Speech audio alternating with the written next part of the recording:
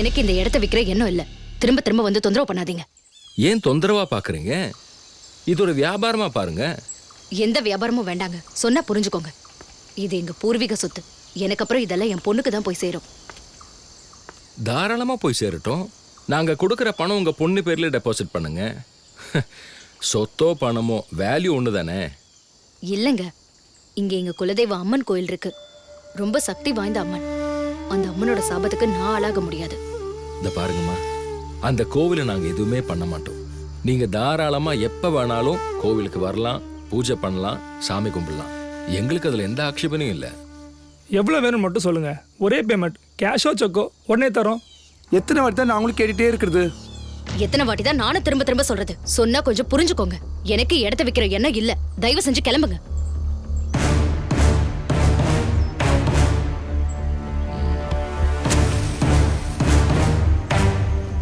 கடைசி ஒரு வாட்டி கேட்டாச்சு. நீயே வந்து கையெழுத்து போட்டு கொடுப்ப பாரு. எங்களை மீறி இந்த ஊர்ல உனக்கு யார் சப்போர்ட் பண்ணுவான்னு பாக்குறேன். உனக்கு தான் யாருமே இல்லையே. ஏய் வாங்கடா.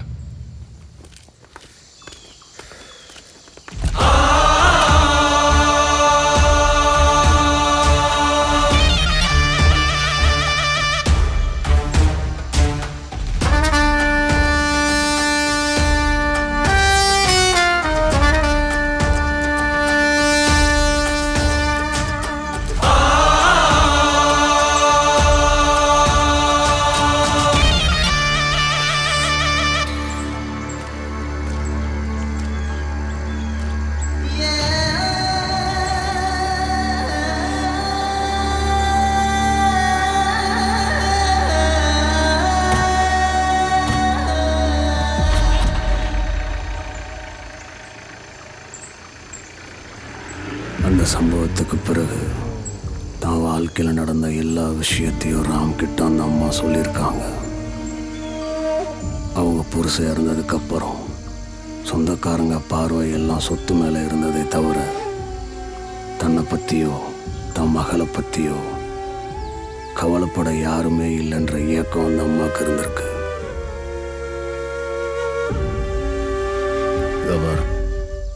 நீ எதை நினச்சி கவலைப்படாத, உனக்கு நான் இருக்கேன். அவங்க என்ன பண்ணிடுவாங்க பார்த்துடலாம். உங்ககிட்ட உரிமை எடுத்துக்கிறேன்னு தப்பாக நினச்சிக்காத. என் மனசில் தோணுச்சு, நம்ம கல்யாணம் பண்ணிக்கலாமா? கல்யாணமா?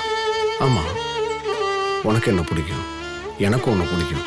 நம்ம ஒருத்தருக்கு ஒருத்தர் நல்லா புரிஞ்சுக்கிட்டு இருக்கோம். அப்புறம் ஏன் யோசிக்கிற? வயசுக்கு வர நிலைமையில எனக்கு ஒரு பொண்ணு இருக்கா. என்ன பேசுகிற? அவள் உன் பொண்ணு இல்லை, நம்ம பொண்ணு. இப்படி பழகிறது அவளுக்கு தெரியாதுன்னு நினச்சியா? இருந்தாலும் உனக்கு புருஷன்னு ஒருத்தர் இருந்தா இந்த வீடை கூடு சொத்தை கூடுன்னு இந்த மாதிரி பசங்க எவனாவது வருவானுங்களா? இன்னும் நீ தான் யோசிக்கணும். ஸ்கூல் விடுற நேரமாச்சு. ஸ்வேதா வந்துட போறா. வரட்டும். நம்ம ரெண்டு பேரும் இப்படி பார்த்தா அவ என்ன நினைப்பா? ஒன்றும் நினைக்க மாட்டான். இப்போ நினைச்சா என்ன?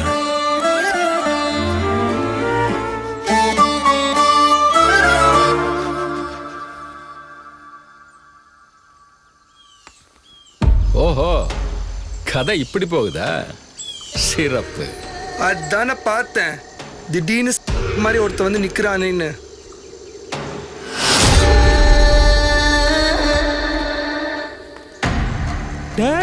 எப்படி அவளை செட் பண்ண?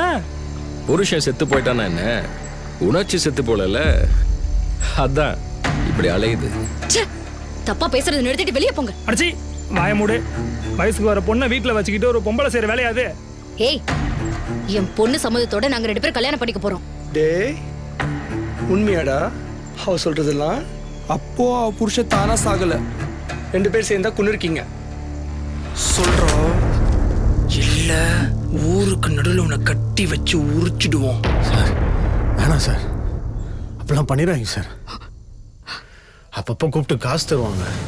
அவங்க பொண்ணுல அப்போ வந்துட்டு போவேன், அவ்வளோதான். தயவு செஞ்சு என்னை விட்டுருங்க சார். ஏய், என்ன நம்ப வச்சு ஏமாத்திட்டியடா பாவி. யாரையுமே நம்பாதனா உன்னை போய் நம்புற பாரு. அயோக்கிய ராஸ்கல், வெளியே போடா. டேய் நில்றா. போய் அக்கம் பக்கத்துல இருக்கிற எல்லாரும் கூட்டிட்டு வாங்கடா. இவளோட லட்சணத்தை ஊருக்கே காட்டுவோம். ஓ புரிஞ்சிருச்சு. நீங்க என்ன திட்டம் போட்டு மிரட்டினாலும் நான் இந்த இடத்த கொடுக்க மாட்டேன். அதான் தெரியுமேடி. கூட்டிட்டு வாங்கடா.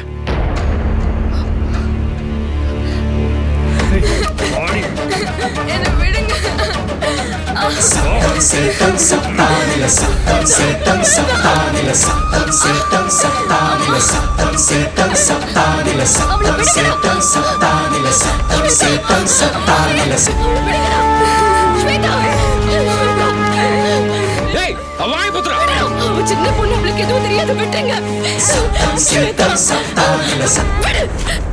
உன்னை கெஞ்சி கேக்குறேன், அவ சின்ன குழந்தை, அவளை விட்டு. ஐயோ ஸ்வேதா, ப்ளீஸ் கால்ல விழறேன். ஊரை கூட்டி எல்லாரும் முன்னாடி உனக்கும் இவனுக்கும் தொடர்பு இருக்குன்னு சொல்ல மாட்டோம். ஸ்வேதா, உன் பொண்ணுக்கும் இவனுக்கும் தொடர்பு இருக்குன்னு தான் சொல்லுவோம். சரியா? அசிங்கப்படுத்தாத. அழாம கையெழுத்து போடுறீ.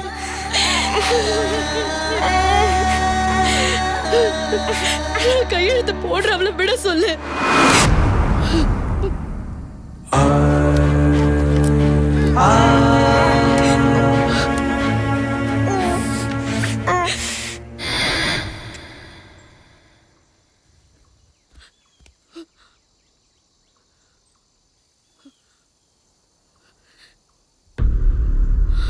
ஸ்வேதா, ஸ்வேதா, ஸ்வேதா,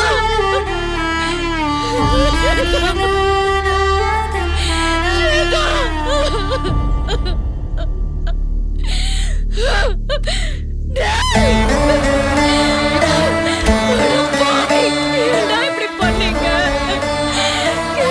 பொண்ணுக்காக என் குழந்தைய கொன்னுட்டீங்களா? என் பச்சை மண்ணை கொன்னுட்டீங்களா? என்ன இப்படி பண்ணீங்க?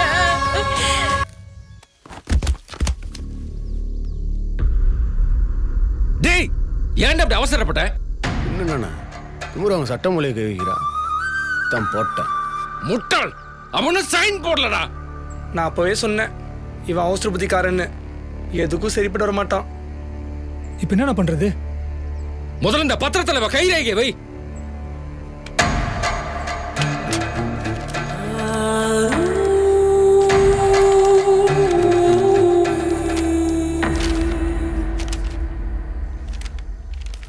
அண்ணே, இதுங்க என்ன பண்றது? நீ நம்ம இன்ஸ்பெக்டர் குமரனை பார்த்து உடனே இங்க வர சொல்லு. சரிண்ணே. டேய், அண்ணா மப்டியில வரணும்னு சொல்லு. சரிண்ணே. ம்.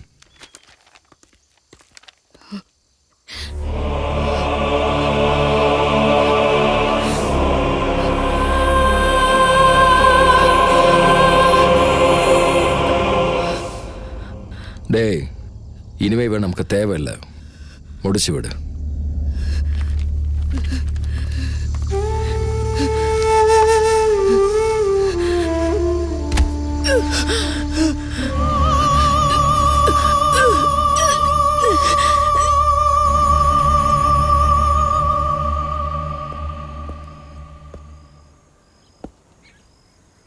இதெல்லாம் செய்யறதுக்கு முன்னாடி என்கிட்ட ஒரு ஐடியா கேட்டிருக்கணும்ல. இப்படியெல்லாம் நடக்கணும்னு நானும் எதிர்பார்க்கலையே. எல்லாம் அந்த நாயோட அவசரத்தினால தான். நான் அப்போவே சொன்னேன், கூட வச்சுக்காதுன்னு. சொன்னா கேட்டதானே? விடுறா, நமக்காக தான் நம்ம பண்ணா. யோ, இது சூசைட்னு சொல்லி ஃபைலை க்ளோஸ் பண்ணிட்டு.